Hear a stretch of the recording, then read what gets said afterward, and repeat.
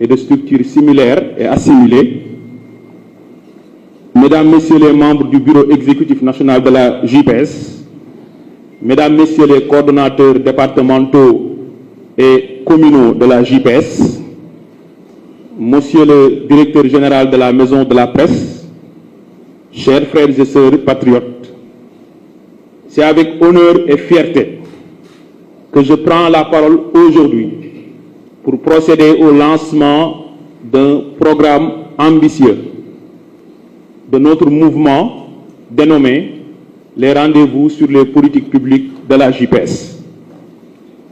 Mesdames, Messieurs, le 24 mars 2024, le peuple sénégalais a voté en faveur d'une troisième alternance, une nouvelle alternative, je puis dire, qui a porté notre frère de parti, le président de la République, son Excellence, M. Bassirou Diomaye Diakhar Faye, à la tête de la magistrature suprême. Cette victoire, loin d'être un simple choix électoral, consacre l'adhésion massive des populations à une vision, à un projet, à un programme. Pour traduire la vision optée par les Sénégalais en actes concrets, le président de la République a formé un gouvernement en plaçant à sa tête le Premier ministre Ousmane Sonko. Celui-ci a été instruit conformément à la loi numéro 2012-22 du 27 novembre 2012 portant Code de la transparence dans la gestion des finances publiques, qui dispose que dans les 3 mois suivant chaque nouveau mandat présidentiel, la situation globale des finances publiques, et en particulier la situation du budget de l'État et de son endettement, fait l'objet d'un rapport préparé par le gouvernement. Ce rapport, audité par la Cour des comptes, est publié dans les 3 mois suivants. Ce travail de diagnostic, effectué par l'Inspection générale des finances, puis audité par la Cour des comptes avant d'être confronté par un cabinet d'audit indépendant, a révélé une situation économique et financière alarmante de nos comptes publics. Un encours de la dette publique estimé à près de 130% du PIB et un déficit budgétaire culminant à plus de 12% en fin 2024. Face à cette situation difficile, le gouvernement du Sénégal a opté pour la vérité au détriment du mensonge, la sincérité et la transparence au détriment de l'opacité, le travail acharné au détriment de la résignation et de l'inaction. Ainsi, le travail de diagnostic s'est étendu à d'autres domaines, tels que le foncier, les hydrocarbures, les ressources minières, le secteur maritime et portuaire, les chantiers d'infrastructures, le sous-secteur de l'électricité. Parallèlement, sous l'égide du chef de l'État, le gouvernement a adopté le 14 octobre 2024 un nouveau référentiel des politiques publiques, la vision Sénégal 2050, avec son ambitieux master plan décennal et sa fascinante stratégie nationale de développement quinquennale 2025-2029. Ce programme, unique en son genre dans l'histoire institutionnelle de notre pays, repose sur 4 axes majeurs: économie compétitive, capital humain de qualité, aménagement du territoire et développement durable, et enfin bonne gouvernance et engagement africain. L'innovation majeure de cette vision historique se trouve à 2 niveaux. D'une part, le ciblage de 4 moteurs de croissance et de 14 filières économiques devant booster une économie structurellement transformée, inclusivement croissante et souverainement dynamique. Et d'autre part, la répartition de notre pays en 8 pôles territoires pour booster le développement, en profitant du potentiel de chaque zone géographique, en lui assignant une vocation économique, un rôle industriel et en lui dotant d'infrastructures viables et résilientes, le tout pour aboutir à un développement durable dans l'équité spatiale et la connectivité territoriale. Mesdames et messieurs, malgré la situation économique et financière difficile, le gouvernement a décidé de prendre des mesures fortes en vue d'atténuer le calvaire des citoyens sénégalais, mais aussi et surtout d'améliorer le pouvoir d'achat des ménages. C'est ainsi que les biens et services de consommation essentiels ont été réduits ou revus à la baisse.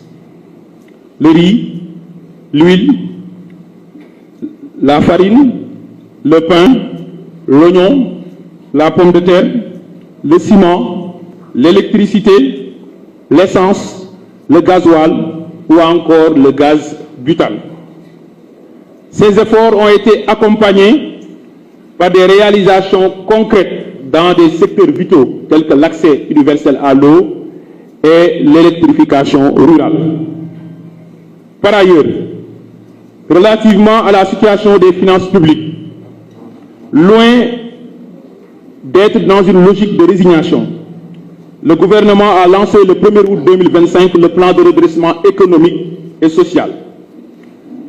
Ce plan ambitieux et réaliste vise à redresser les comptes publics, mobiliser des ressources endogènes, restaurer l'équilibre budgétaire, assainir les finances publiques et accélérer la progression de l'économie.